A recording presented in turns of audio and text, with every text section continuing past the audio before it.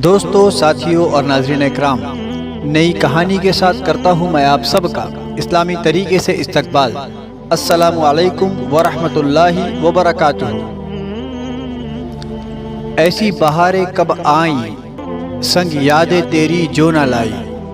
हमारी आज की इस कहानी का मौजू, उन्वान या टॉपिक है देर ना हो जाए। तो चलिए शुरू करते हैं हमारी कहानी। हमेशा की तरह आज भी कामरान देर से घर पहुंचा। आस पड़ोस के सारे लोग सो चुके थे, लेकिन कामरान की बीवी और उसकी बेटी उसका इंतज़ार करते हुए जाग रहे थे। कामरान घर में दाखिल हुआ, अपने जूते उतारे और फ्रेश होने के लिए वॉशरूम चला गया। वॉशरूम से बाहर आते ही खाने के लिए बैठ गया। उसकी बीवी और बेटी भी उसके साथ खाना खाने बैठ गए। कामरान ने कहा, मैं कितनी बार तुम लोगों से कह चुका हूं कि मेरा इंतज़ार मत किया करो। मैं काम में बिजी रहता हूं, इस वजह से मुझे देर हो जाती है। खामखा तुम लोग मेरा इंतज़ार क्यों करते हो? कामरान की बेटी ने कहा, अब्बू आपको कुछ याद है? कामरान ने कहा, नहीं, क्या बात है? बेटी ने कहा, आप ही ने तो कहा था कि आज मैं जल्दी आ जाऊंगा, क्योंकि बहुत दिनों से आपस में बैठकर हमने एक दूसरे को वक्त ही नहीं दिए। फिर हम सब साथ बैठकर खाना खाएंगे और खूब हंसी मजाक करेंगे। खाना खाते खाते बेटी की बातें सुनकर कामरान अपनी बीवी की तरफ देखने लगा। फिर हमेशा की तरह एक रूखे सूखे अंदाज में अपनी बेटी से कहने लगा, इंशाअल्लाह कल मैं जल्दी आ जाऊंगा। अब तुम खाना खाओ और सो जाओ, मुझे सुबह जल्दी उठना है और सुबह सुबह ही साइट पर जाना है। इतना कहकर कामरान ने अपने आगे का खाना खत्म किया और सोने के लिए अपने कमरे में चला गया। कामरान की बेटी, जो इतने देर से अपने अब्बू के आने का इंतज़ार कर रही थी, अपने बाप के इस अंदाज से मायूस होकर वो भी सोने चली गई। कामरान की बीवी साफ सफाई करके जब कमरे में दाखिल हुई तो कामरान मोबाइल में बिजी था। कामरान की बीवी बड़े ही इत्मीनान और सुकून के साथ अपने शौहर के पास बैठकर कहने लगी, आपकी बेटी और मैं शाम होने का इंतज़ार कर रहे थे ताकि आपके साथ बैठकर कुछ हसीन पल बिता सके, लेकिन आप काम में इतने बिजी रहते हो कि आप हमें वक्त ही नहीं देते हो। कई दिनों या यूं कह लो कई महीनों से मुझे आपसे ढेर सारी बातें करनी है, आपके साथ बैठकर हंसी मजाक करनी है और आपके साथ खूबसूरत पल बिताने हैं, लेकिन आपके पास मेरे लिए वक्त ही नहीं होता है। क्यों ना आज बैठकर खूब बातें की जाए, हंसी मजाक किए जाए और अपने अपने जज्बात को एक दूसरे से शेयर किया जाए। बीवी की बातें सुनकर कामरान अपने मोबाइल में देखते हुए अपनी बीवी से कहने लगा, हाँ हाँ क्यों नहीं, लेकिन फिर कभी, क्योंकि एक बात तो मैं बताना भूल ही गया कि कल शाम को मुझे आउट ऑफ जाना है। 2 से 3 दिनों का सफ़र है। दुआ करो इसमें कामयाब हो जाओ, तो फिर हमारा बिजनेस और इनकम इन दोनों में और भी ज़्यादा तेज़ी से तरक्की होने लगेगी। बीवी ने कहा, फिर आप मुकम्मल आराम ही कर लीजिए, सुबह साइट पर जाने की क्या ज़रूरत है, क्योंकि शाम को तो आप सफ़र पर जा ही रहे हो ना। कामरान ने कहा, नहीं नहीं, मुझे सुबह जाना ही होगा, क्योंकि 2-3 दिन मैं यहाँ नहीं रहूँगा, तो इन 2-3 दिनों में क्या क्या काम कर रहे हैं वो साइट पर समझाना बहुत ज़रूरी है। चलो मुझे बहुत नींद आ रही है, सुबह जल्दी भी उठना है और आज ज़्यादा काम करने की वजह से थकान सी लग रही है। तुम भी सो जाओ और शाम तक मेरा सामान पैक कर देना। इतना कहकर करवट के बल पलटकर कामरान सो गया। हर बार की तरह कामरान की बीवी अपने एहसासात और जज्बात का गला घोंटते हुए नींद की आगोश में जाने के रास्ते, हीले और बहाने तलाश करते हुए, यानी अपनी उलझनों और सोच में गोते लगाते हुए आखिर सो ही गई। अगले दिन सुबह ही सुबह कामरान साइट पर जाने के लिए निकल गया।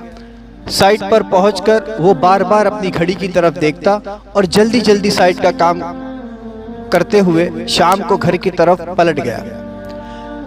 घर पहुंचकर फ्रेश हुआ और हल्का फुल्का नाश्ता करके अपनी बीवी से कहने लगा, पैकिंग हो गई? बीवी ने कहा, जी हाँ हो गई। क्या आप अभी निकलने वाले हो? कामरान ने कहा, हाँ बस 10 से 15 मिनट में निकलना होगा। बीवी ने कहा, पता नहीं क्यों मुझे सुबह से घबराहट सी लग रही है, कुछ अच्छा नहीं लग रहा। मुझे ऐसा लग रहा है जैसे। इतना कहकर वह आगे भी कुछ कहना ही चाहती थी, लेकिन कामरान ने उसकी बातों को नज़रअंदाज करते हुए कहा, जब मैं सफ़र से वापस आऊँगा फिर हम बैठकर खूब बातें करेंगे। चलो अब मैं निकलता हूँ। फिर अपनी बेटी को गले से लगाया, उसके माथे को चूमा और अपनी बीवी से हाथ मिलाकर कहने लगा, बस 2 से 3 दिनों की बात है। जैसे ही सफ़र से वापस आता हूँ फिर खूब बातें करेंगे। और हाँ, मुझे बार बार फ़ोन नहीं कर रहा, मैं काम के सिलसिले में जा रहा हूँ, इसलिए बार बार फ़ोन नहीं उठा पाऊँगा। फ्री होते ही मैं तुम्हें खुद ही कॉल कर दिया करूँगा। इतना कहकर घर से निकलते हुए 2 से 3 मरतबा पलटकर अपनी बीवी को देखने लगा और कार में बैठकर एयरपोर्ट की तरफ रवाना हो गया। कामरान की बीवी अपने आंसुओं को पोंछते हुए घर में चली गई। अपनी घबराहट और सोचों की दुनिया में गुम होकर घर के काम में मसरूफ़ हो गई। कुछ घंटों बाद यानी रात के वक्त वो कामरान को फ़ोन लगाने लगी। वो बार बार फ़ोन करती जा रही थी और कामरान के फ़ोन पर मुसलसल रिंग बजती जा रही थी, लेकिन कामरान कोई जवाब नहीं दे रहा था। कामरान के बारे में सोच सोचकर वो बहुत परेशान हो रही थी। अपने कमरे में टहलती जाती और हर 10 से 15 मिनट बाद कामरान को फ़ोन लगाती जाती, लेकिन कामरान उसे कोई जवाब नहीं देता। आखिर में थक हार कर बहुत ही परेशानी के आलम में वो अपने बेड पर जाकर लेट गई और कामरान की सेहत और सलामती की दुआएं करती जा रही थी। कुछ घंटे गुजरे ही थे कि उसके मोबाइल पर कामरान का फ़ोन आता है। अपने मोबाइल स्क्रीन पर अपने शौहर का नंबर देखकर उसके अंदर खुशी की लहर दौड़ जाती है। वो जल्दी से फ़ोन उठाती है और बड़ी ही मुसर्रत के साथ कामरान को सलाम करती है और कहती है, आप ठीक हो ना? आप सही सलामत पहुंच गए ना? कामरान ने कहा, हाँ, मैं 2 घंटे पहले ही पहुंच गया था। तुम्हारा फ़ोन इसलिए नहीं उठा रहा था क्योंकि होटल के रूम में कल की मीटिंग की तैयारी कर रहा था। ठीक है, अब परेशान मत होना और मुझे बार बार फ़ोन नहीं करना। बीवी ने कहा, ठीक है, मैं पूरी कोशिश करूंगी कि आपको परेशान ना करूं। खैर, आपने खाना वगैरह खा लिए ना? कामरान ने कहा, हाँ, मैं बहुत पहले ही खाना खा चुका। चलो अब मैं फ़ोन रखता हूँ, मुझे मीटिंग की तैयारी करना है। अल्लाह हाफिज़। इतना कहकर कामरान ने फ़ोन काट दिया। बीवी फिर से अपने शौहर के सामने अपनी बातें रखने से महरूम रह गई और दिल ही दिल में घुटती जा रही थी। जैसे तैसे वो रात भी गुजर ही गई। अगले रोज़ शाम के वक्त कामरान की बीवी काफ़ी मायूस थी और उसकी तबीयत में एक बोझलपन था। उसकी ऐसी हालत को देखकर उसकी बेटी ने उससे पूछा, क्या बात है अम्मी, आप ठीक तो हो ना? आपका चेहरा खिंचा खिंचा लग रहा है। ये कहते हुए जैसे ही उसने अपनी माँ के हाथ को पकड़ा, तब उसे पता चला कि उसकी माँ को तो तेज़ बुखार है। वो फौरन अपनी माँ को कमरे में ले गई और उसके हाथ पैर दबाते हुए कहने लगी, अम्मी चलिए किसी डॉक्टर के पास चलते हैं। माँ ने कहा, नहीं नहीं बेटा, इतनी घबराने की बात नहीं है, बस पता नहीं क्यों कल से मुझे घबराहट सी हो रही है और मेरी सांसें बड़ी तेज़ी से हरकत करने लगती है। बेटी ने कहा, अम्मी आप आराम कीजिए, मैं अभी अब्बू को फ़ोन करती हूँ। माँ ने कहा, नहीं नहीं बेटा, खामखा उन्हें परेशान मत करो, वैसे ही वो अपने काम में मसरूफ़ हो गए, ऊपर से डबल परेशान हो जाएंगे। रहने दो, अल्लाह ने चाहा तो मैं ठीक हो जाऊंगी। बेटी ने कहा, फिर ठीक है, आप सो जाइए। माँ ने कहा, बेटा वो सामने की मेज़ पर मेरी डायरी और पेन रखी है, ज़रा वो मुझे दे दो, मैं उसे पढ़ते पढ़ते सो जाऊंगी। बेटी ने वो डायरी और पेन अपनी माँ को दिया और ख़ुद अपनी माँ के बाजू में सो गई। कुछ देर बाद कामरान की बीवी लड़खड़ाते हुए अंदाज में अपनी बेटी से कहती है, बेटा मुझे बहुत घबराहट हो रही है, मेरा सर फटा जा रहा है, मेरी सांसें बड़ी तेज चल रही है। बेटी फौरन उठी और माँ को पानी पिलाने लगी। माँ ने कहा, बेटा तेरा अब्बू जब भी आएंगे उन्हें ये डायरी ज़रूर देना। इतना कहते ही उसकी हालत और बिगड़ती गई और देखते ही देखते उसके जिस्म से उसकी रूह का साथ छूट गया। कामरान की बेटी जोर जोर से चीखें मारते हुए रोने लग गई, लेकिन अफसोस उसकी चीखें सुनने वाला वहां कोई न था, क्योंकि दौलत कमाने के चक्कर में उसका बाप रिश्तों की बजाय कारोबार की मीटिंग्स को समेटने में लगा रहता था। खैर, खुद को संभालते हुए बेटी ने अपने बाप यानी कामरान को अपनी माँ के मोबाइल से फ़ोन लगाया। हर बार की तरह रिंग पे रिंग बजती जा रही थी, लेकिन कामरान कोई जवाब ना देता। बेटी मुसलसल फ़ोन लगाती जा रही थी कि अचानक कामरान ने फ़ोन उठाया और बग़ैर आवाज़ सुने चिल्ला कर कहने लगा, तुम मुझे क्यों इतना परेशान करती हो? मैं छोटा बच्चा नहीं हूँ जो तुम मेरी इतनी फ़िक्र करती हो। जब फ़ोन नहीं उठाता हूँ तो समझ जाया करो कि मैं बिज़ी हूँ। हाँ कहो, क्या बात है? कौन सा तूफ़ान आया है? बाप के जुमले सुनकर बेटी ने कहा, अब्बू, अम्मी अब आपको कभी परेशान नहीं करेंगे, क्योंकि अम्मी अब इस दुनिया में नहीं है।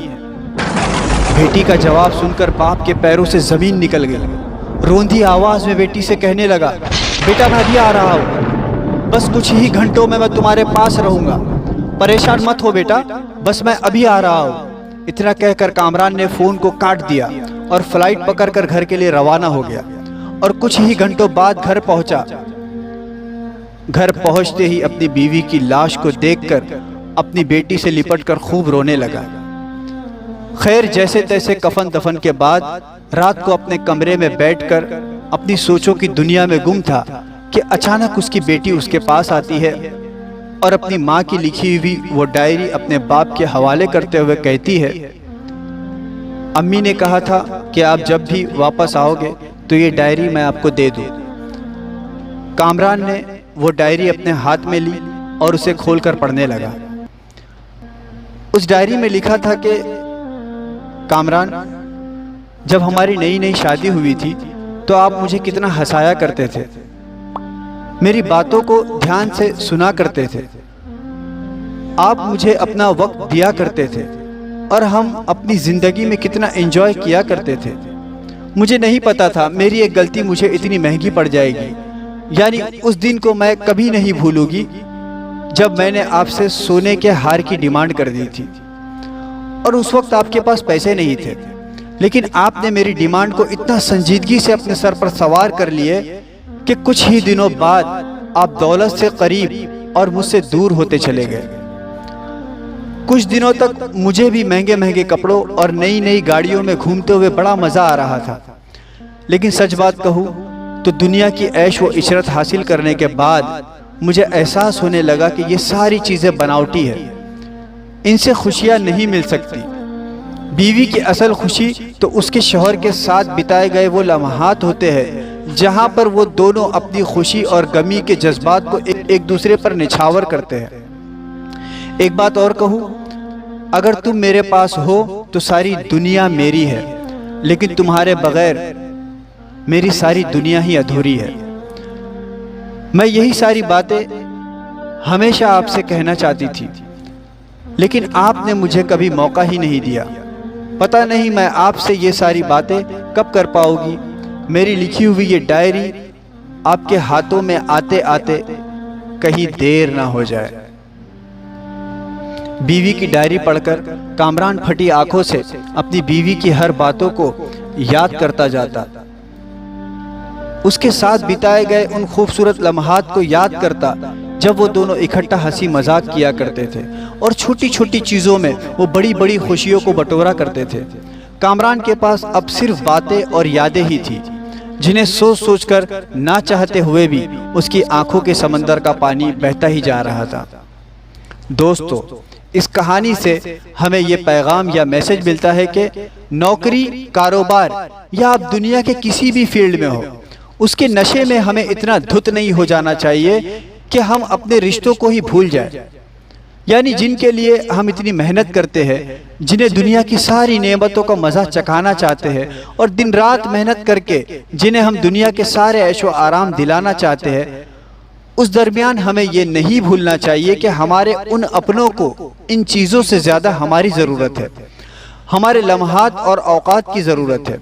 इसका मतलब ये नहीं कि हम काम धंधा, कारोबार या पढ़ाई लिखाई छोड़कर सिर्फ गप्पे ही लड़ाते बैठे, बल्कि इसका मतलब ये है कि हमें अपना शेड्यूल बनाना चाहिए कि कितना वक्त हमें कहाँ देना है, क्योंकि वक्त से पहले और तकदीर से ज़्यादा हमें कुछ नहीं मिल सकता।